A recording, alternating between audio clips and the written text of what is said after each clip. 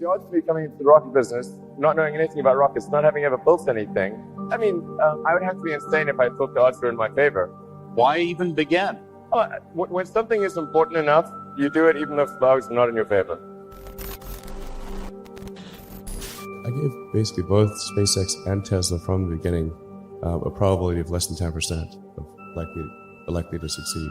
In the beginning, I wouldn't even let my friends invest because I don't want to lose their money. I'd rather lose my own money. We almost did die at SpaceX, actually. So I budgeted for 3 flights. Technically, I did have a plan where I had the money from PayPal. I had like about 180 million from PayPal. And I thought, I'll allocate half of that to SpaceX and Tesla and Solar City, and that should be fine. But then what happened is things cost more and took longer than I thought. So I had a choice of either put the rest of the money in or the companies are going to die. And it's like, so I ended up putting all the money in and borrowing money for rent from friends. We came very close to both companies not succeeding in 2008. We'd had 3 failures of the SpaceX rocket, so we were 0 for 3. We had the crazy financial recession, like the Great Recession. The Tesla financing round had fallen apart because it's pretty hard to raise money for a startup car company if GM and Chrysler are going bankrupt. If that 4th launch hadn't worked, that would have been it. We would have not had the resources to mount a 5th. You couldn't have gone on at that point.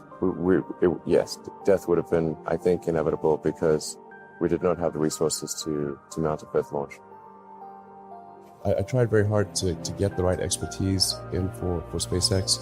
I tried hard to find a great chief engineer for the rocket, but the good chief engineers wouldn't join, and the bad ones, well, there was no point in hiring them. So I ended up being chief engineer of the rocket.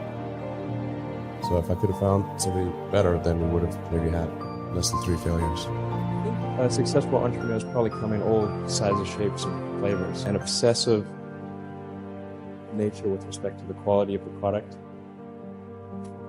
is very important. Really focus on making a product that your customers love. It's so rare that you can buy a product and you love the product when you bought it. There are very few things that fit into that category. And if you can come up with something like that, your business will be successful for sure. If you get it such that your customers want you to succeed, then you probably will. When my brother and I were starting our first company, instead of getting an apartment, we just rented a small office and we slept on the couch. And we showered at the YMCA, and we're so hot up we had just one computer. So the website was up during the day, and I was coding at night, 7 days a week, all the time. It's really a mindset. You have to decide, we're going to try to do things differently. You shouldn't do things differently just because they're different. They need to be different and better. But I think you just have to sort of decide, let's think beyond the normal stuff and have an environment where that sort of thinking is encouraged and rewarded, and where it's okay to fail as well. Because when you try new things, you try this idea, that idea, well, a large number of them are not going to work. And that has to be okay. If every time somebody comes up with an idea, it has to be successful, you're not going to get people coming up with ideas. Just showing up is half the battle. You got to try hard to do it, and don't be afraid of failure. You also need to be rooted in reality. So you shouldn't, it's easy to get high in your own supply. You've got to not be afraid to innovate, but also don't delude yourself into thinking something's working when it's not. Or you're going to get fixated on a bad solution. Yeah, don't be afraid of new arenas. You can get a book, you can learn something, and experiment with your hands and make it happen. Find a way or make a way to get something done. Even if you're the best, there's always a chance of failure. So I think it's important that you really like whatever you're doing. If you don't like it, life is too short. I seem to have a high innate drive, and that's been true even since I was a little kid. I really had a very strong drive. Did all sorts of risky things when I was a kid that I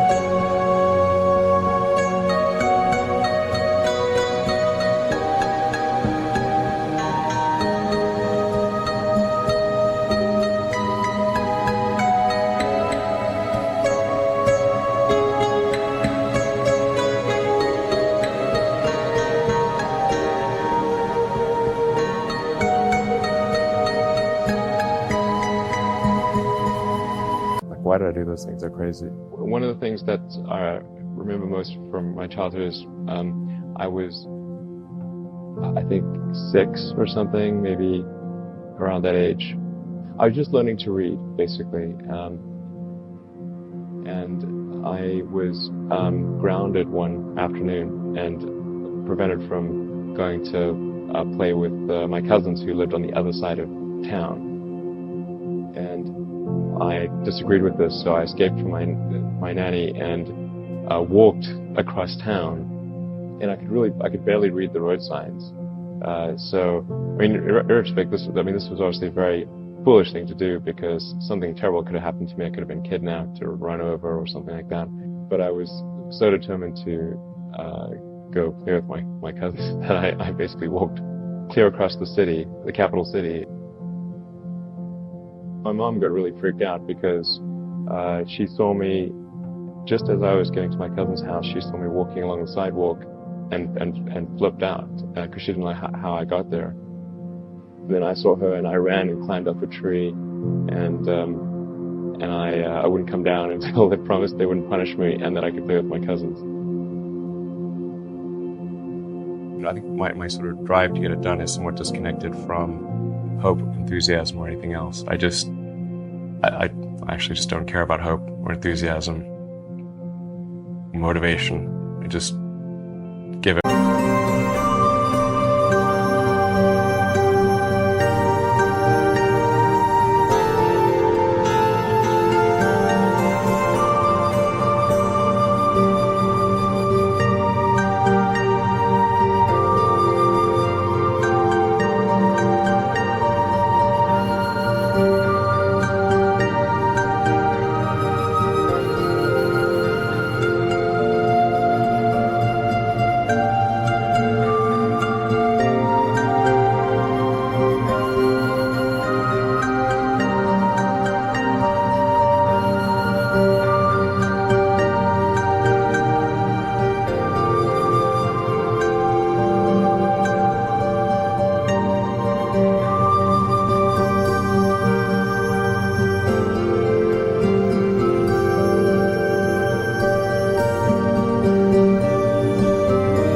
Give it everything I've got, irrespective of what the circumstances may be.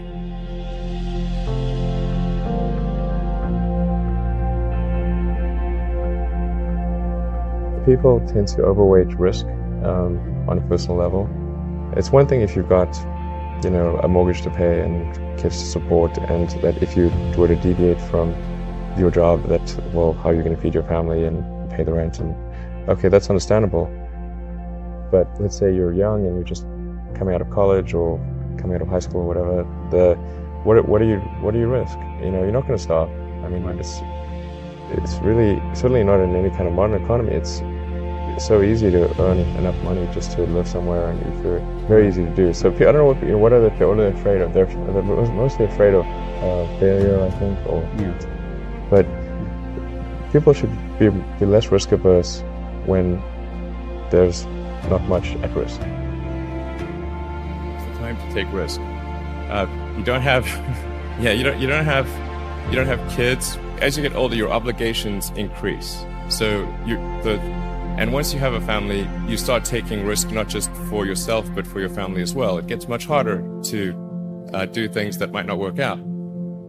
So now is the time to do that. Before you have those obligations. So I would encourage you to take risks now. Do something bold. You won't regret it.